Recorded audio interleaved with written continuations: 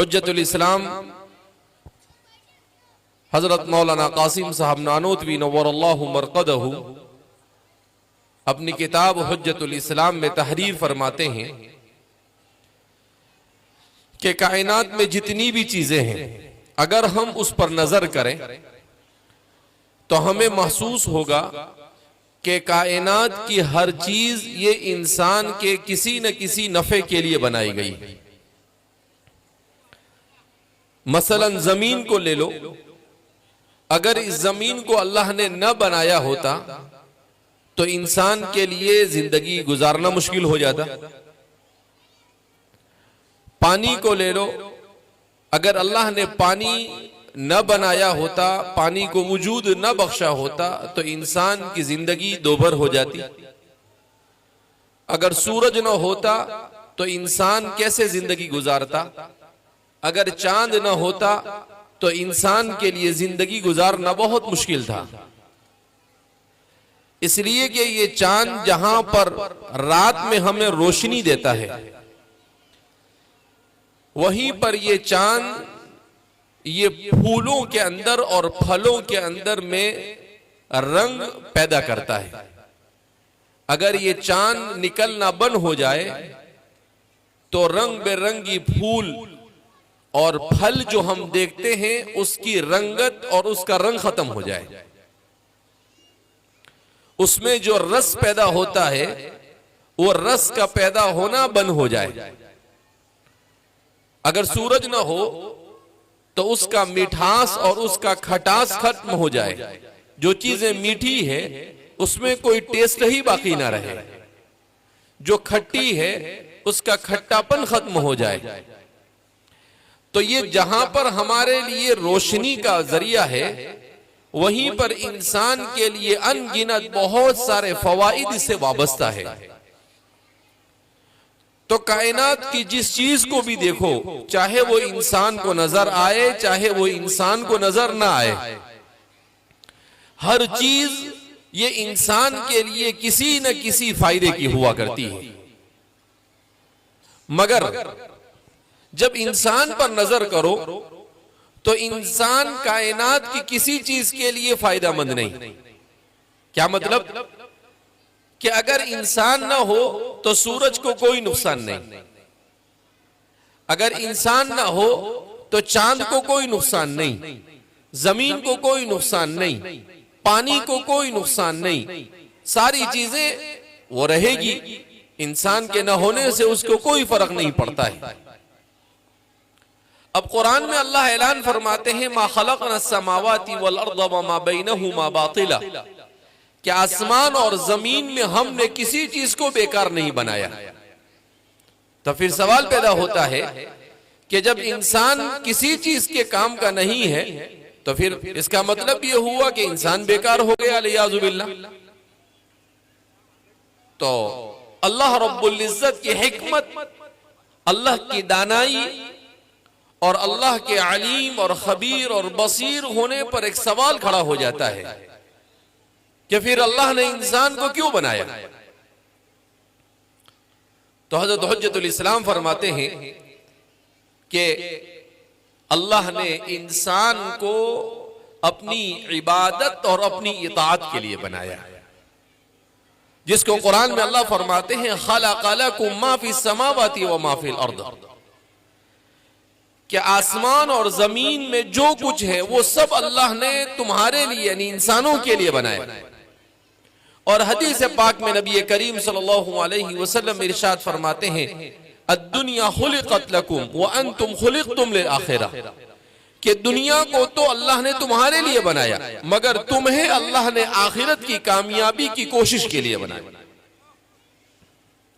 अगर आखिरत की जिंदगी ना होती, मरने के बाद दोबारा जिंदा होकर हिसाब और किताब न होता, जन्नत और जहन्नम न होती, अल्लाह की नाराजगी और अल्लाह की खुशनुदी न होती, तो कभी भी रूए जमीन पर अल्लाह इंसान को नहीं भेजता। तो इससे मालूम हुआ कि सारी चीजों को तो इंसान के लिए बनाया मगर इंसान को अल्लाह ने अपने लिए बनाया कि वो अल्लाह की इताअत करे। इसीलिए हजरत हुज्जतुल इस्लाम आगे फरमाते हैं कि इसका खुलासा ये समझ में आया कि इंसान के इस दुनिया में आने का मकसद क्या। 15वीं सदी हिजरी का इंसान रुए जमीन पर साइंस और टेक्नोलॉजी के एतबार से बहुत तरक्की कर रहा है।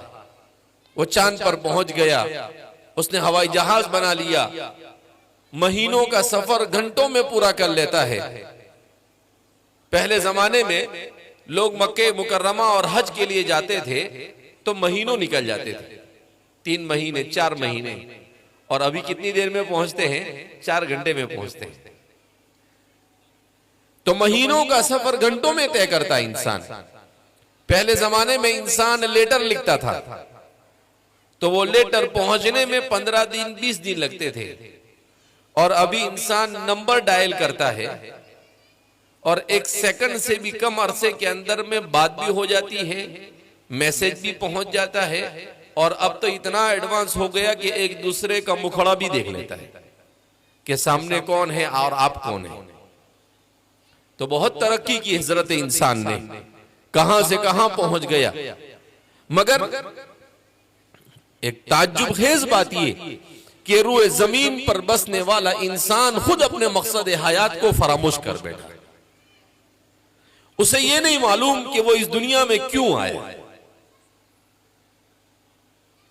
एक बुजुर्ग फरमाते हैं कि मैं यूरोप के एक सफर में था तो एक जगह पर मैंने एक बहुत होशियार और ज़हीन और फतीह नौजवान को देखा। तो मैंने उससे सवाल किया कि ए भाई, जरा ये बता मुझे, इस दुनिया में तेरे आने का मकसद क्या है?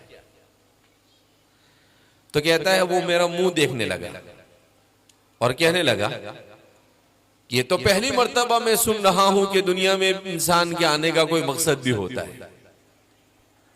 क्या कहता है वो? ये तो पहली बार सुन रहा हूं कि दुनिया में इंसान के आने का भी कोई मकसद होता है। तो फिर वो उससे पूछते हैं आपने कितनी तालीम हासिल की? तो वो कहता है BA किया, MA किया, PhD किया। कहा कि 10 PhD करके भी फायदा नहीं। कहा क्यों? कहा तुझे यही नहीं मालूम है कि इस दुनिया में क्यों आया, और तुझे इस दुनिया में किसने भेजा, और इस दुनिया के बाद तुझे कहां पर जाना है। कहा वो ताज्जुब करने लगा, कहा मैं तो पहली बार ये सब चीजें सुन रहा हूं। तो कहा ऐसे रुए जमीन पर हजारों लाखों करोड़ों इंसान है, उन्हें यह भी नहीं मालूम कि उनका पैदा करने वाला अल्लाह है। उन्हें यह भी नहीं मालूम वही खालिक और मालिक उसे खिला रहा है, पिला रहा है, जिला रहा है। उन्हें यह भी नहीं मालूम कि ये खालिक और मालिक ने किसी अजीम मकसद से उसे बनाया है, भेजा है इस दुनिया में। उसे यह भी नहीं मालूम कि मरने के बाद जिंदा होना है, और जिंदा होकर अल्लाह के सामने अपनी जिंदगी के 1-1 सेकंड का हिसाब देना है। कुछ मालूम नहीं कैसे जिंदगी गुजार रहा है, जानवरों की तरह जिंदगी गुजार रहा है। और तरक्की इतनी की कि मादी एतबार से इंसान की तरक्की ऐसी है कि आज से पहले इंसान ने कभी ऐसी तरक्की नहीं की। मगर रूहानी एतबार से इतना पस्त चला गया कि उसे यही नहीं मालूम कि वो क्यों आया और उसे कैसे जिंदगी गुजारना है। उसे खाने का तरीका नहीं मालूम, वो खड़े खड़े खाता है, कहा बुफे सिस्टम, और उससे फख्र से कहता है अरे जानवर भी खड़े खड़े तो खाता है। तो अगर तू खड़े खड़े खाता है और जानवर खड़े खड़े खाता है तो तुझ में और उसमें फर्क क्या?